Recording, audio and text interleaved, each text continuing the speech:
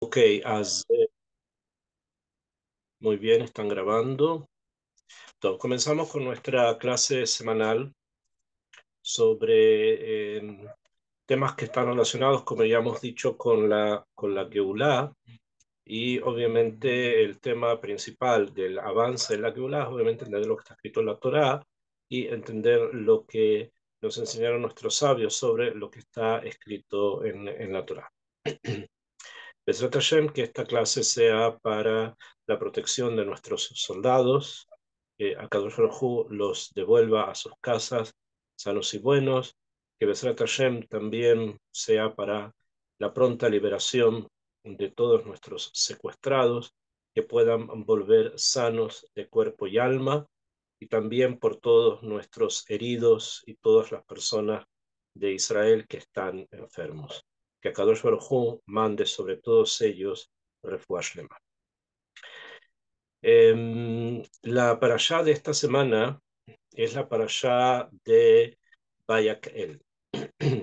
En un año que no tenga los 2 meses de Adar, como en este caso que hay 2 meses de Adar, que es Adar 1 que estamos ahora, y el próximo Adar Bet que vamos a comenzar un tiempo más.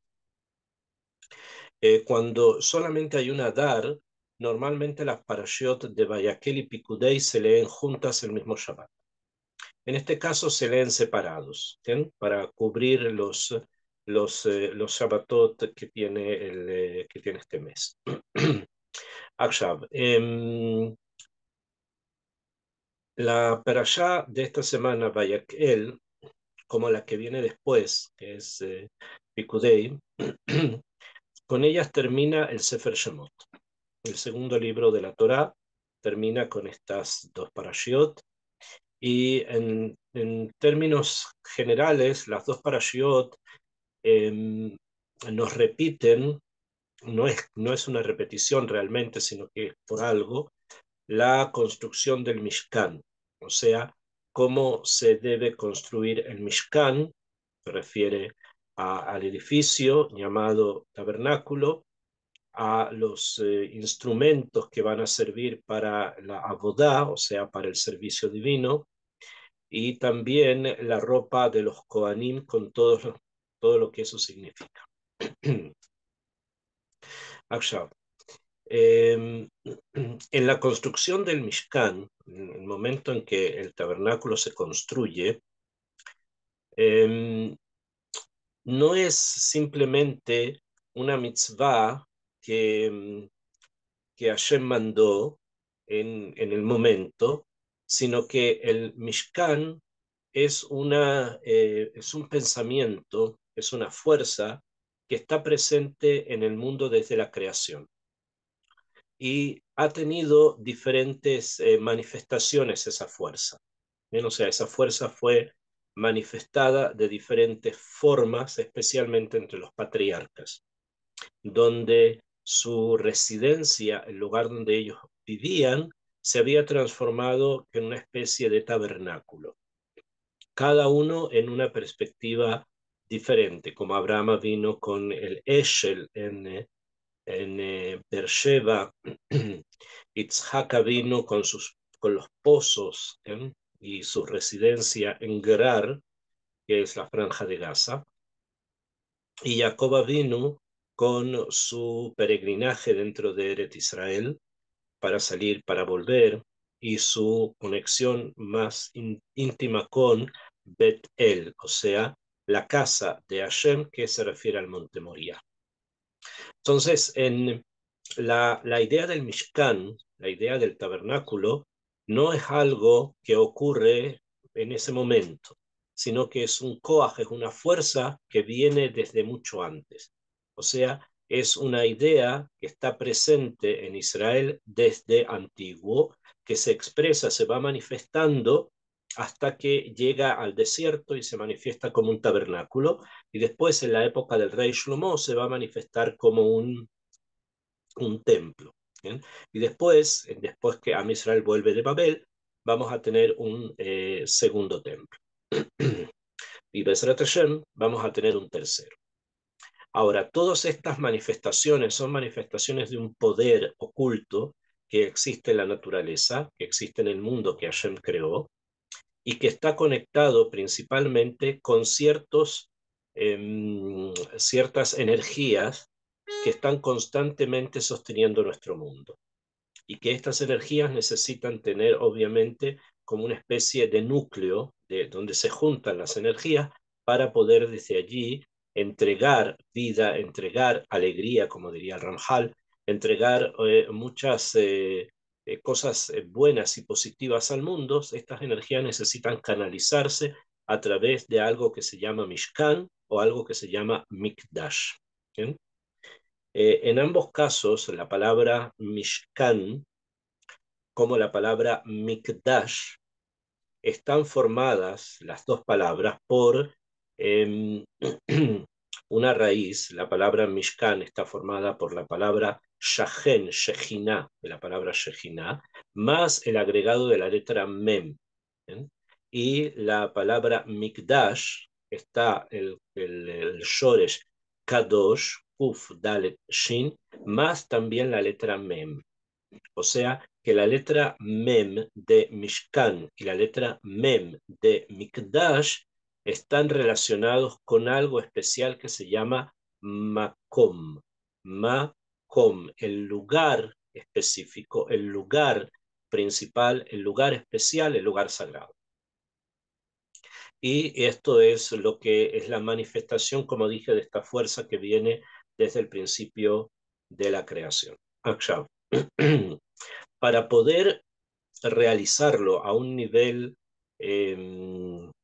bastante más evidente, fuerte y energético, Am Israel va a necesitar combinar dos elementos humanos que son muy importantes para la manifestación en ese momento y las siguientes manifestaciones precisamente del lugar sagrado.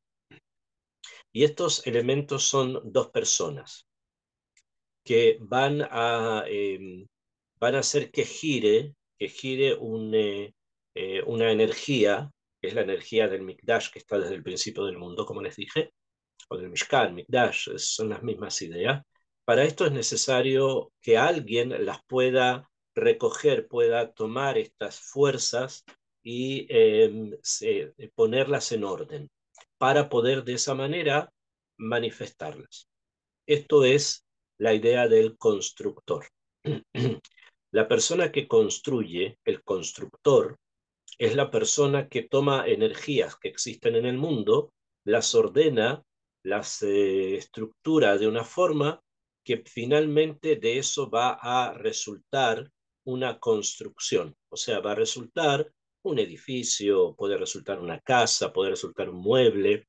El constructor material toma materia y toma energías que existen en el mundo y las ordena y de esa manera las puede manifestar a través de las cosas que él está construyendo. Y también en el Mishkan, bueno, obviamente en el Mikdash, existen los constructores, los que van a construir. Y así es como leemos en la parashá esta de Vayakhel, en el capítulo 35, en el versículo 30, la Torá dice así: Vayomer Moshe el Bene Israel. Y dijo Moshe a los hijos de Israel: Reú, vean, Kara Hashem Beshem, llamó Hashem por nombre. ¿Qué nombre? Betzalel ben Uri ben Hur lemate Yehuda. Está presente un nombre, que este nombre es Betzalel ben Uri, el hijo de Uri, ben Hur, el hijo de Hur, de la tribu de Yehuda. Y continúa la Torá diciéndonos: Vaimale oto ruach Elohim. Y lo llenó, Hashem, lo llenó con ruach Elohim, o sea, fue llenado con un espíritu divino. La palabra que se ocupa para conectarla con ruach, que significa espíritu, es la palabra Elohim. O sea, lo llenó de un espíritu divino, así lo tendríamos que traducir, pero que está en directa relación con el din, o sea, con el juicio estricto, si vamos a hablar a nivel moral, pero en otros niveles significa con las limitaciones, porque el din lo que hace es limitar, el juicio lo que hace, la ley lo que hace es limita. Entonces, cuando decimos que estaba lleno de Ruach Elohim, de espíritu divino, entendemos que ese espíritu se manifestaba dentro de él en la capacidad de poder poner límites a la existencia. Y eso es precisamente la labor del maestro, la labor del constructor. Bejojma, y además tenía él Jojma, Bitbuná, tenía Tvuná, Ubedaat, y tenía Daat, Ubejol Melaja, y además tenía Kol Melaja, o sea, podía, sabía moverse con cualquier tipo de oficio. De los necesarios, obviamente, para la construcción del Mishkan, estaba hablando de ese contexto, ¿no? Eso no hay que olvidarlo. Akshab. Además del Ruach Elohim, o sea, de este espíritu, como les dije, de este espíritu de limitación a las realidades, a las energías, a la fuerza, que es lo que proyecta y lo que en realidad entrega el maestro constructor, necesitaba él además Jochma, sabiduría, o sea, conocimiento de las cosas que existen, de las formas en que el mundo fue construido y cómo el mundo continúa desarrollándose. Eso necesitaba conocerlo, para eso hay Jochma. Betvuna, necesitaba también Tvuna o Binah. Hoy día le llamamos Binah, comprensión. O sea, poder entender algo dentro de algo. O sea, no solamente tener un banco de datos, sino que saber conectar los datos. O sea, saber que este dato que tengo acá está relacionado con este otro que tengo acá. Eso significa Binah, o sea, entender algo dentro de algo. Ubedat.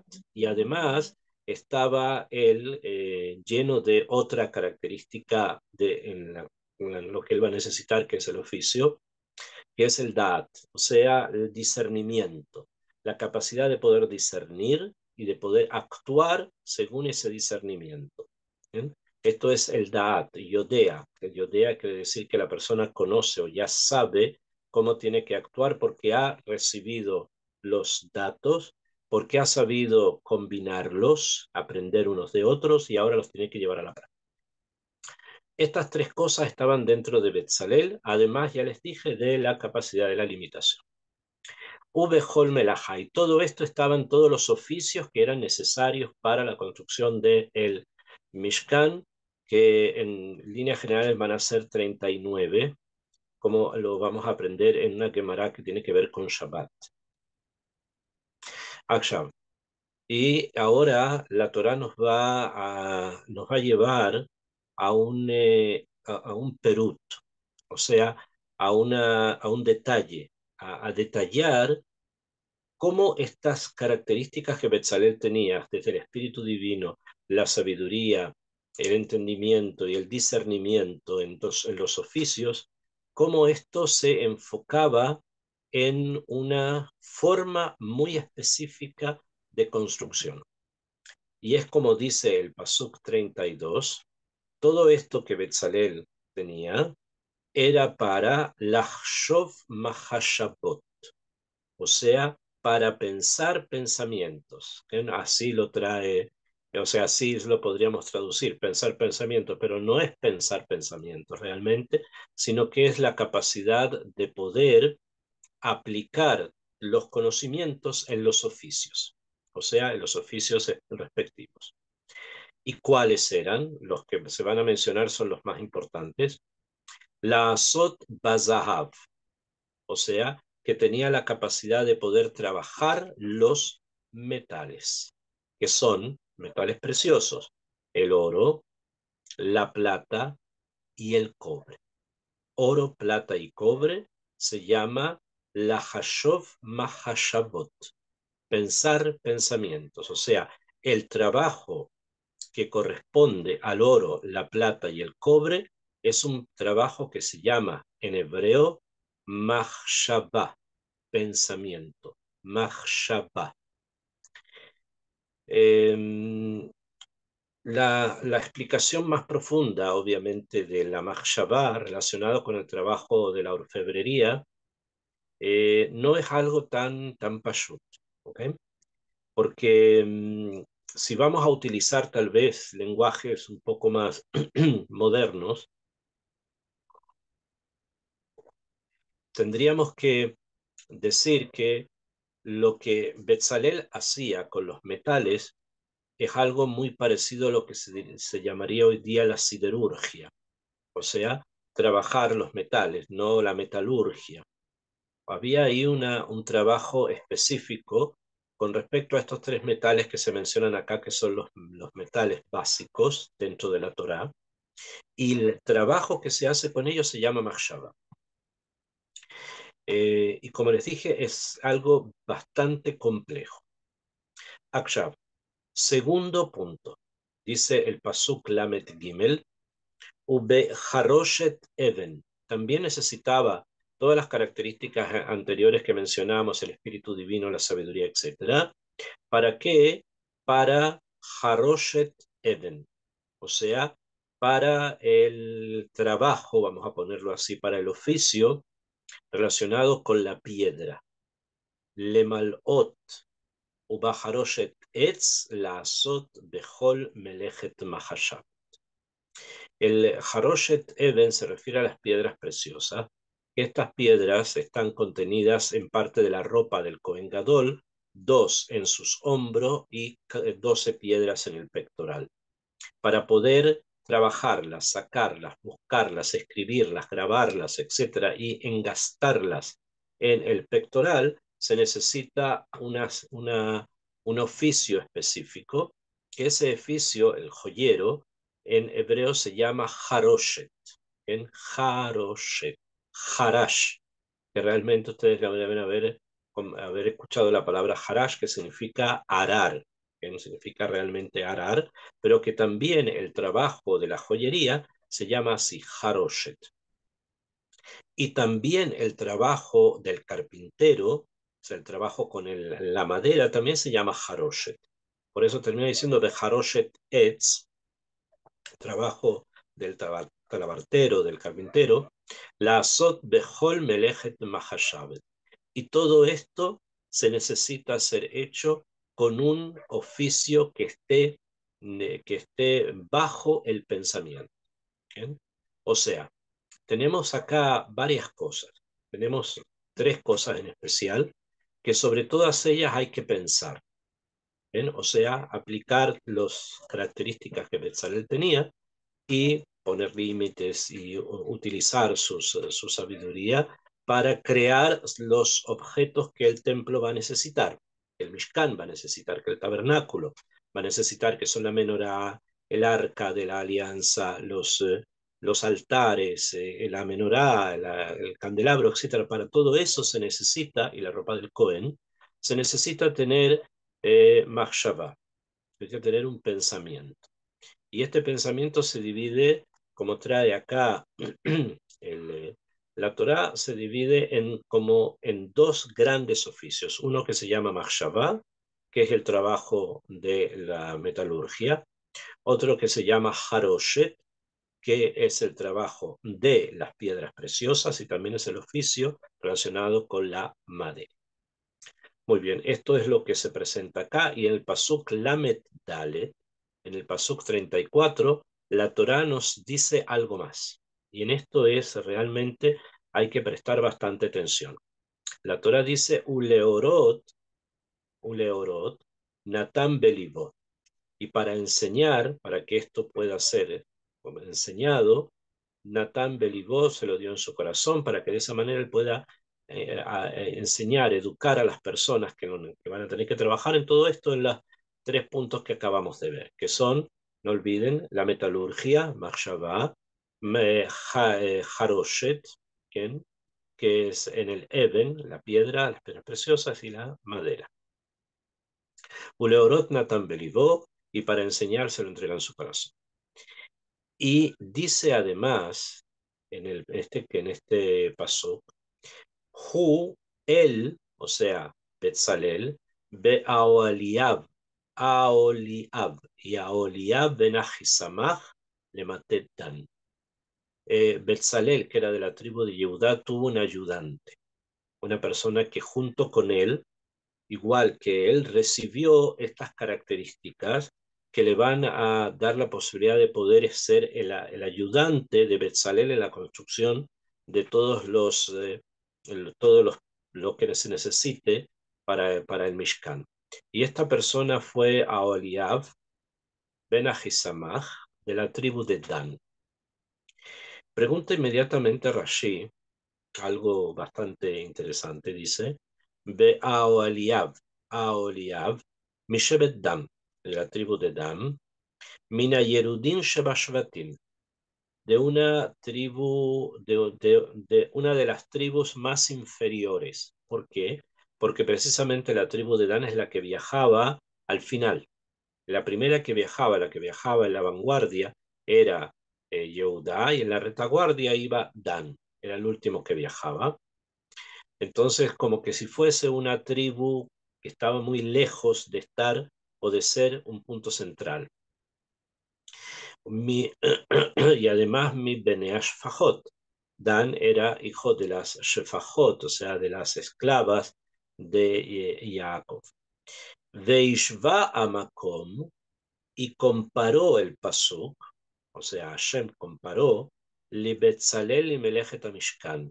Y el pasuk, o sea, Hashem a través de lo que está escrito en la Torá, lo compara a él en lo que tiene que ver con la construcción del Mishkan. Behu migedolei hashbatim. Cuando está comparado con quién? Con Betzalel. Y Betzalel, que trabajó para la construcción del Mishkan, era de una de las más grandes tribus de Israel, que es la tribu de Yehudá. Le cayen Masheneemar, de esa manera se va a cumplir lo que está escrito.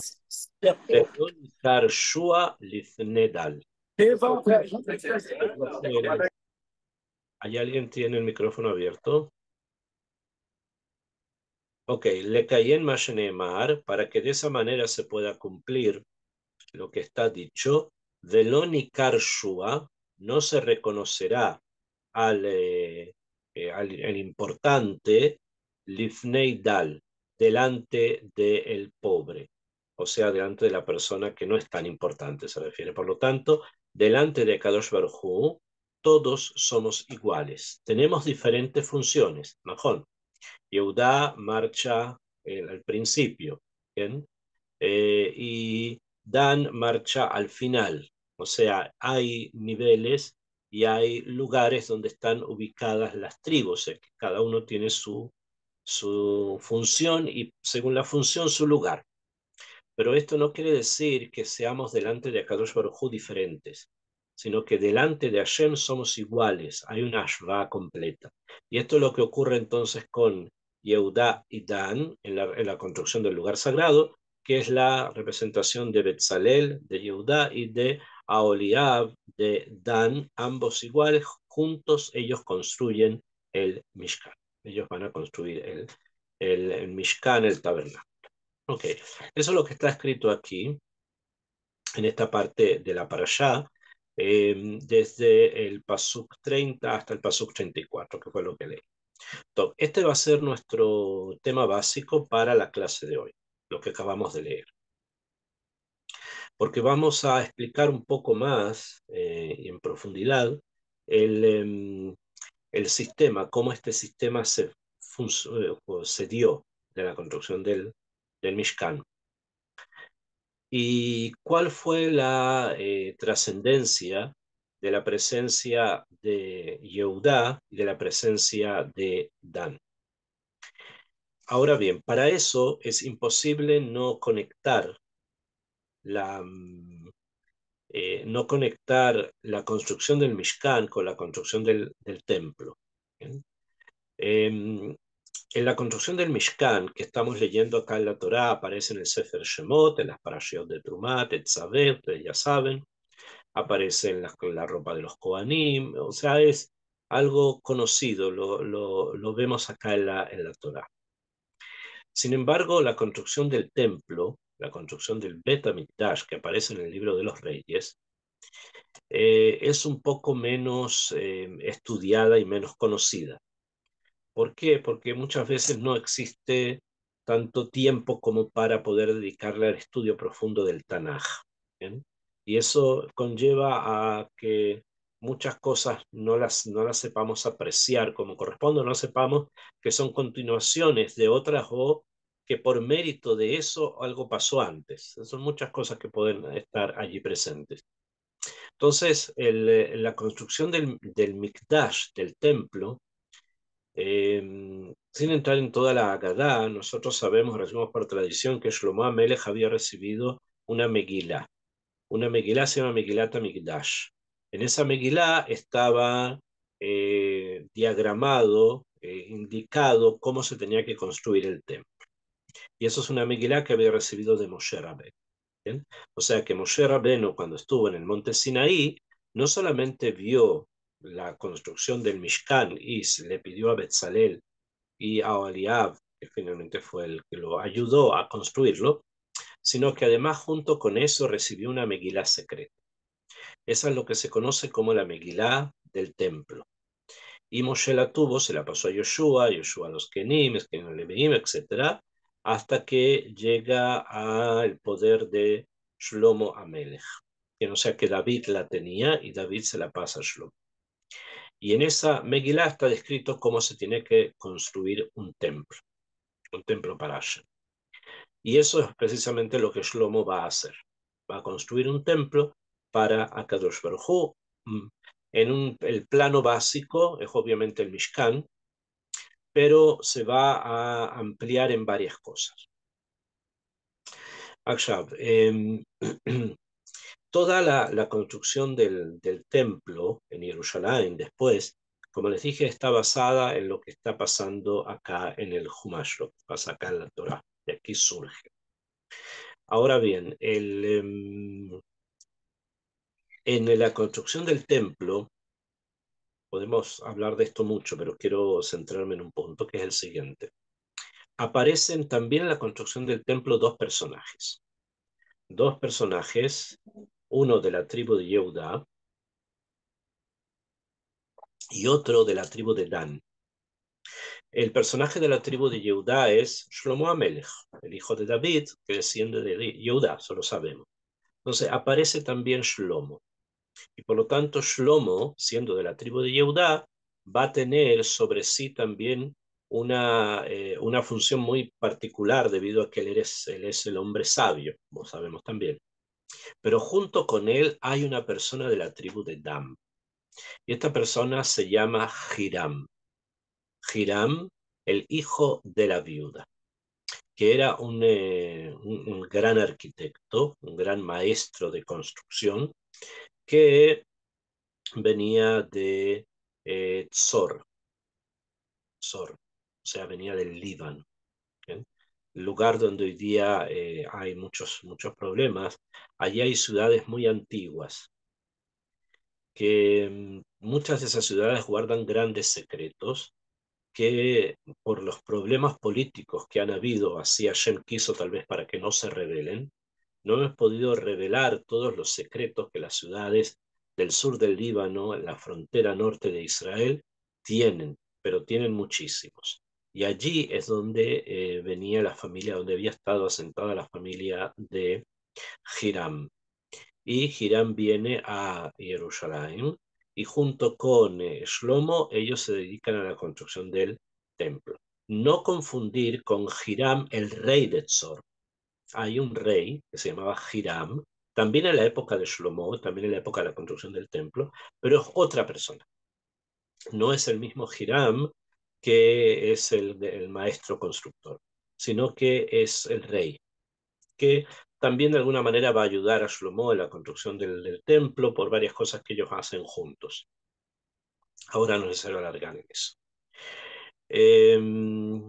Entonces, también en la época del Mikdash, o sea, del templo, encontramos nosotros la misma situación. Una persona de la tribu de Yehudá, Shlomo, y una persona de la tribu de Dan, que era Hiram. Muy bien. Hasta acá entonces entendemos que hay paralelismos, por lo menos en los maestros constructores, entre el Mishkan y el Mikdash, como era bastante obvio que iba a ocurrir así. Pero estos paralelismos no solamente son o se encuentran en el factor humano, o sea, en los maestros constructores, sino que también están presentes en otros detalles en la construcción del Betamikdash, bien, que son obviamente conectados con la construcción del Mishkan.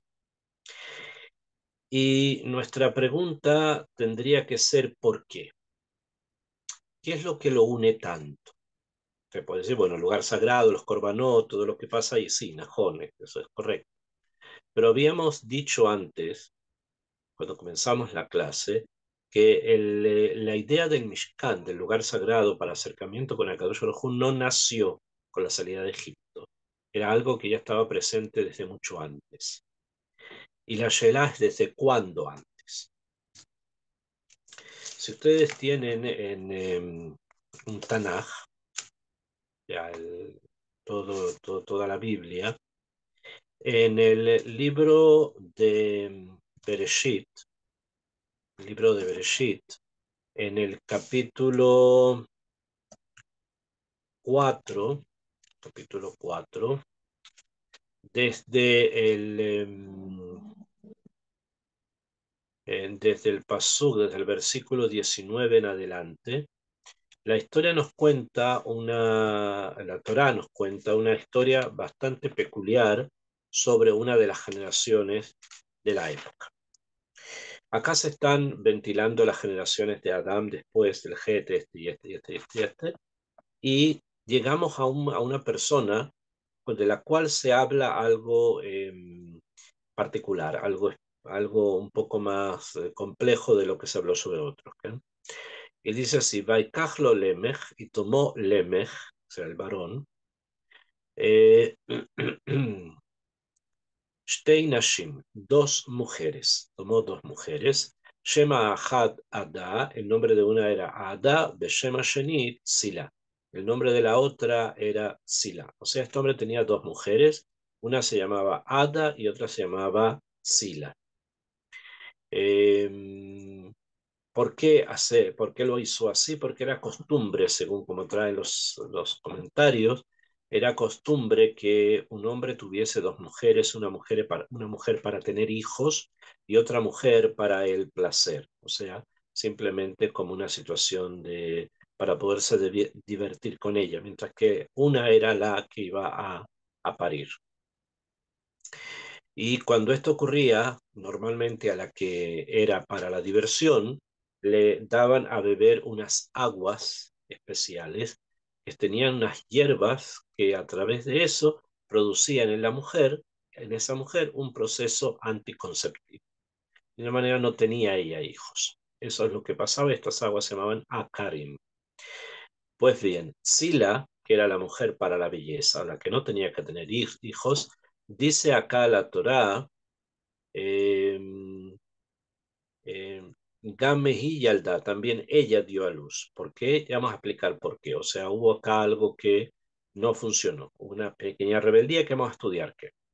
Akshab, en la situación esta que tenemos a Lemech con sus dos mujeres, y una es la que es la encargada de la reproducción. Pues bien, obviamente, Batelet Ada se quedó embarazada Ada y dio a luz Et Yabal, a un hijo que llamó Yabal. Hu Aya Avi Yoshev Oel Umikne. Y este Yabal era el padre, fue el padre, o sea, el primero, el que inició Yoshev Oel Umikne. ¿Qué cosa? El que inició el proceso del nomadismo, de ser nómades, de ir de un lugar a otro. ¿Por qué? Porque tienen ganados, tienen ganados. Y cuando hay invierno y no hay comida para los ganados, entonces esta persona tiene que cambiar de lugar a otra parte. Bueno, ese nomadismo, ser nómade, comenzó precisamente con Yabal. Él fue el que se impuso las bases de una vida de esta forma. Azí es hijo de quién? Del Emeji de Ada. Huayabi o Yoshebo Elumikne, como dice la Torah. Y después dice, Beshem Ahiv, y el nombre de su hermano, Yuval, Hu Aya Avi Kol Tofes Kinor Beugab. Y el primer Yabal que mencionamos, el hijo de ellos, ellos tuvieron otro segundo hijo que se llamó Yubal, y él fue el que creó, el que ideó los instrumentos musicales.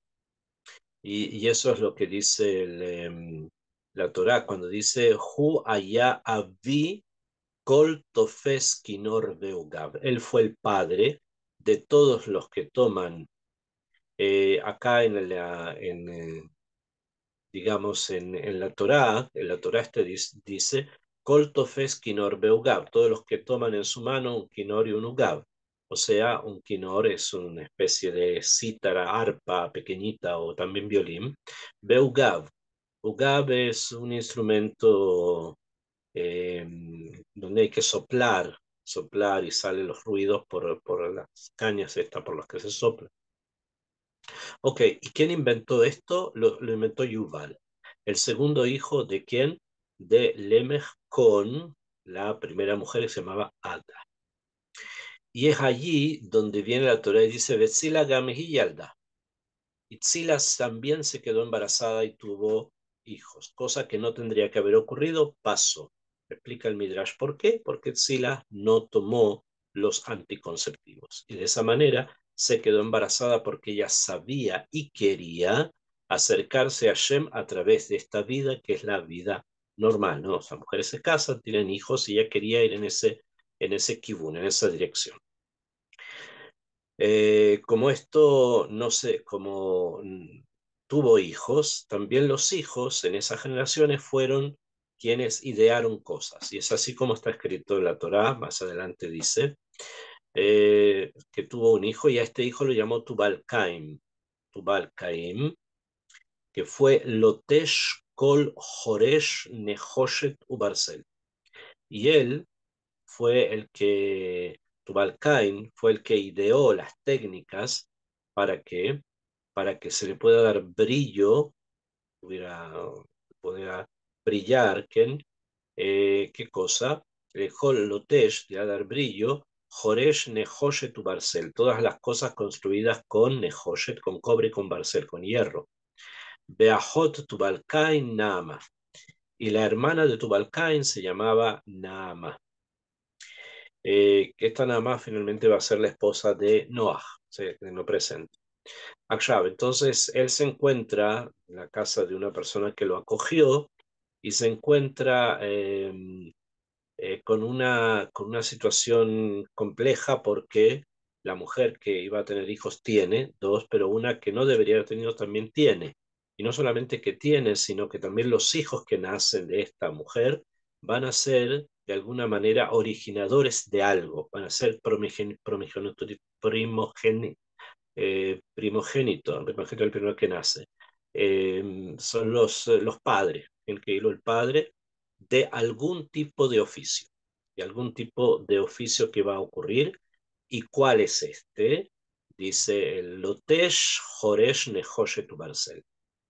Este Tubalcain se va a dedicar a qué? A todo lo que es el Joresh, o sea, el trabajo del cobre, del cobre y del hierro. Beajot Tubalcain Nama, y la hermana de Tubalcain se llamaba Nama, que es la esposa de Noah, que según los Midrashim fue la que inventó el telar. ¿Ok? ¿Por qué nos vinimos hasta acá? ¿Por qué quise relacionarlo con estos primeros creadores de oficios? No olvidemos, Yabal es el pastor que va con su rebaño. Yuval es el músico, el que crea la música. Tubal-Cain es el que se dedica al Joresh Nehoshet, podríamos llamarlo con una especie de herrero que manejaba metales. Y la hermana, que es Naamá, según el Midrash, no está escrito en la Torah, según el Midrash, ella fue la que inventó el telar. Ok, estas ideas pasaron en el principio del mundo. No se olviden que vinimos al capítulo 4 de Bereshit. Sin embargo, estas ideas que comenzaron a transformarse en funciones, se transformaron en profesiones, etcétera, hasta nuestros días, tuvieron una caída, tuvieron una especie de caída, como traen los libros, y el pastor, el que debería, o sea, el que fue el padre de todos los pastores, en vez de haber utilizado los animales para algo benéfico, algo positivo, los utilizó para idolatría, o sea, para hacer sacrificios a los idólatras, para eso él criaba animales. Entonces, a pesar que él comienza con ese oficio del pastoreo, de todas maneras lo hace mal.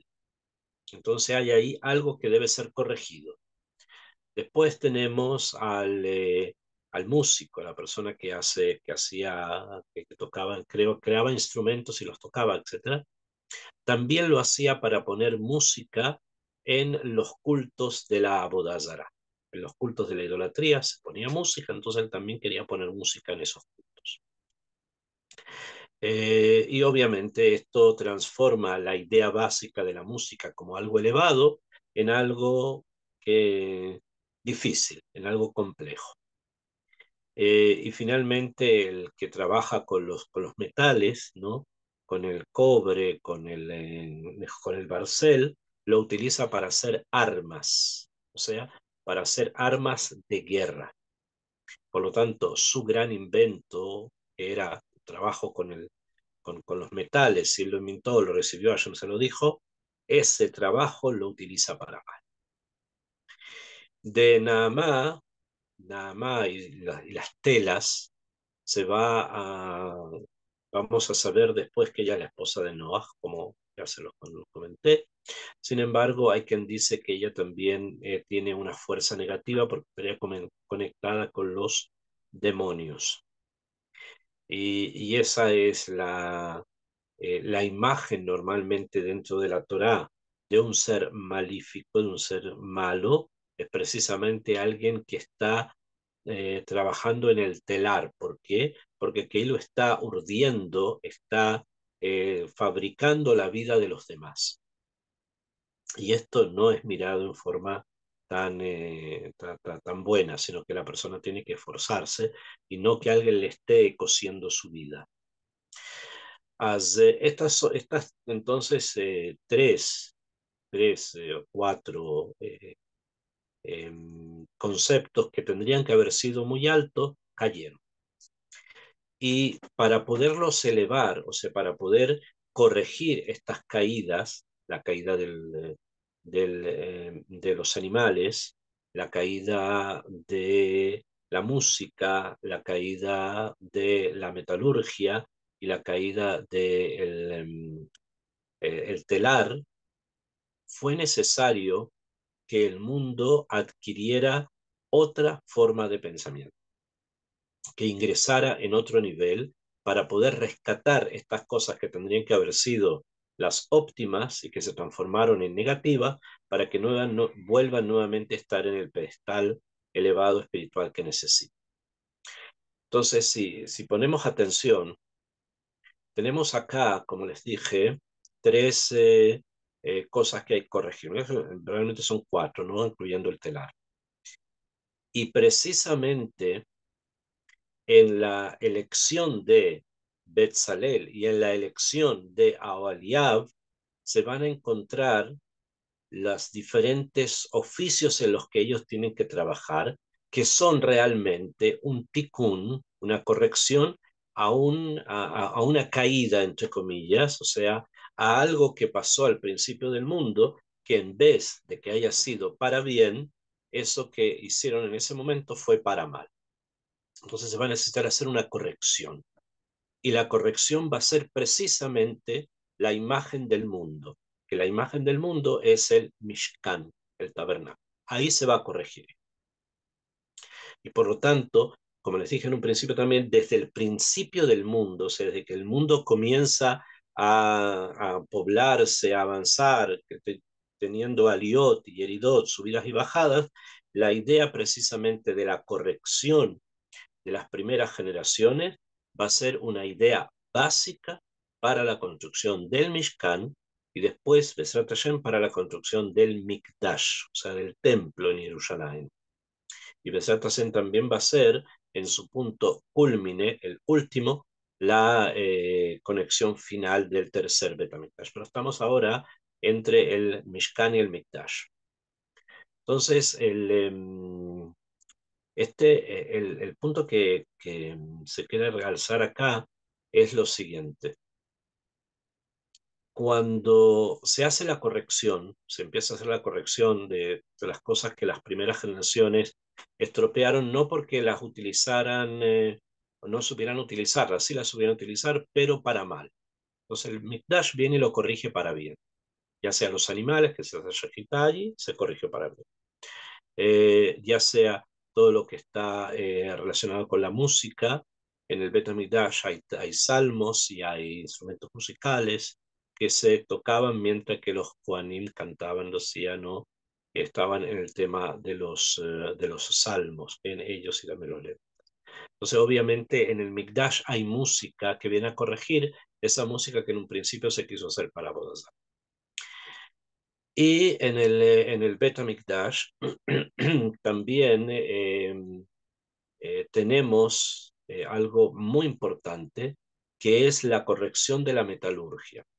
Porque si bien los metales se utilizaban previamente para transformarlos en arado, perdón, en espadas, en el Bet HaMikdash va a ser necesario, y el Mishkan, el Bet HaMikdash, va a ser necesario que todo instrumento que pueda traer muerte, que sea afilado y traiga muerte, va a estar desplazado del área sagrada. Y de esa manera no se puede ingresar con armas o otros objetos a los lugares sagrados de la Yahadut. Hay que cubrirlas, taparlas, si es necesario llevarlas. ¿Por qué? Porque la Torá es vida. La Torá nos enseña a la vida, nos trae a la vida, mientras que las otras ideas que salen de otras formas de pensamiento a veces eh, no ingresan junto con esto en el programa que se necesita. ¿Okay?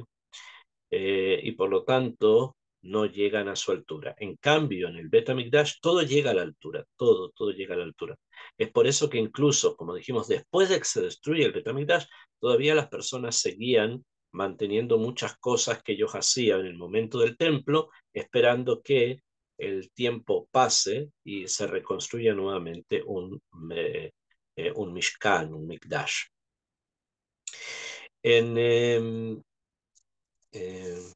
nos quedan 9 minutos. En,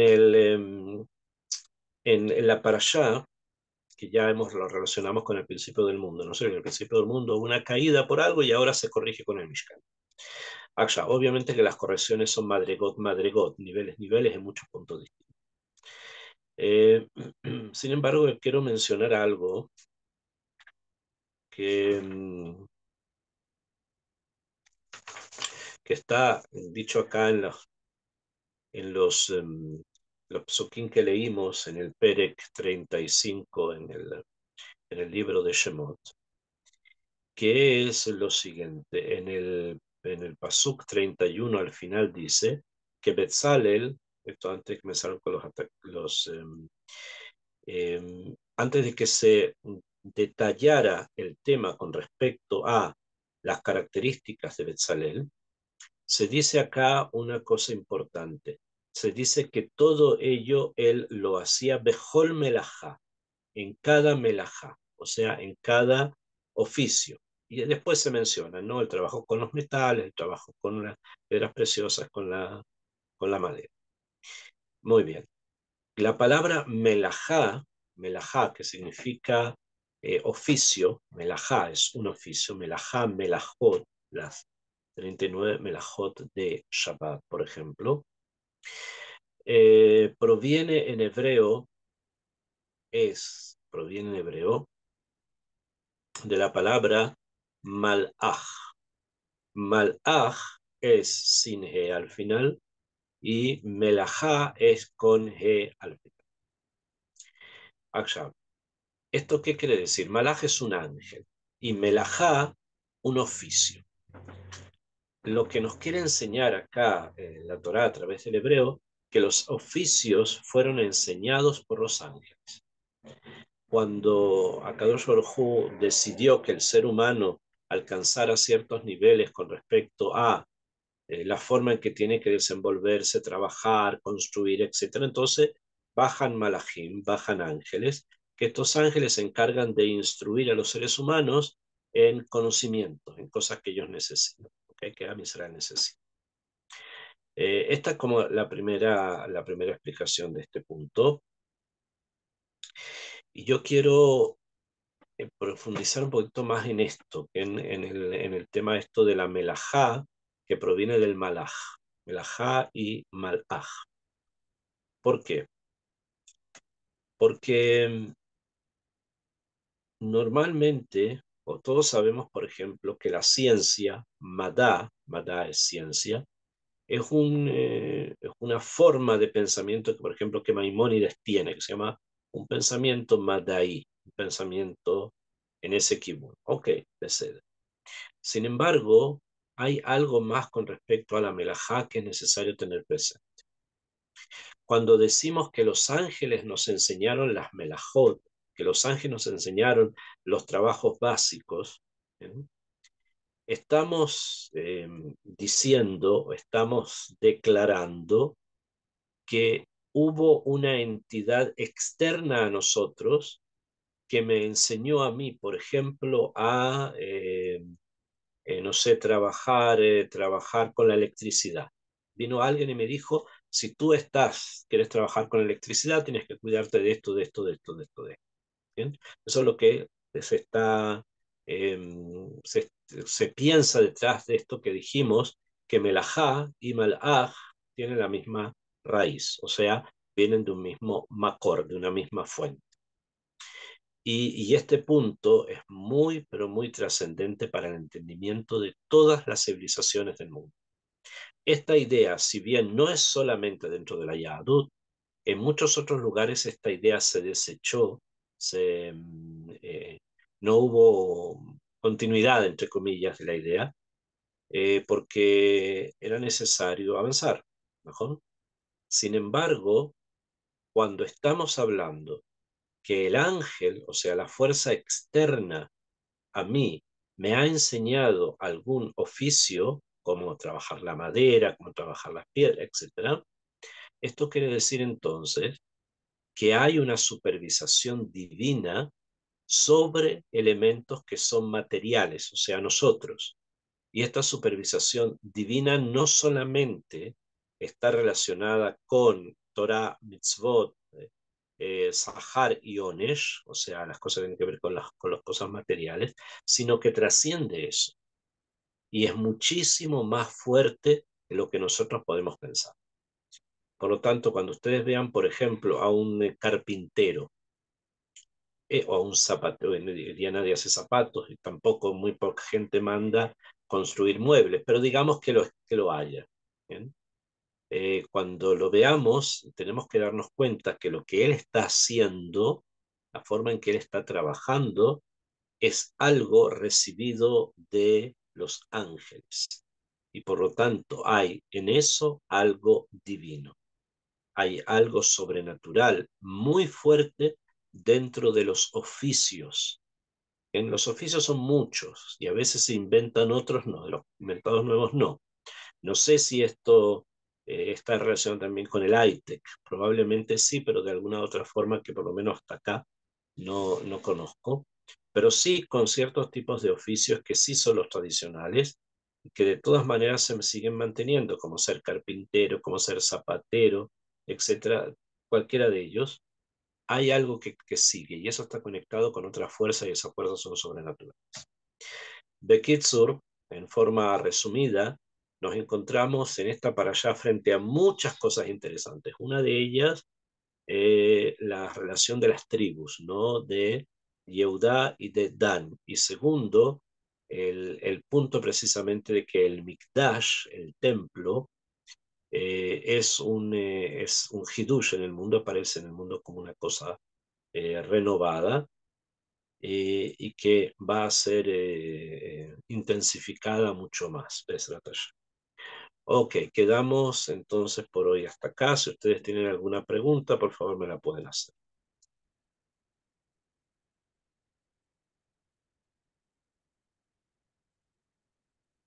Dos veces, si no hay mayores preguntas, entonces quedamos por hoy hasta acá. Que Besrat Hashem tengan una excelente semana y que Kadosh Baruj Hu mande sobre Am Israel muchas, muchas Yeshuot.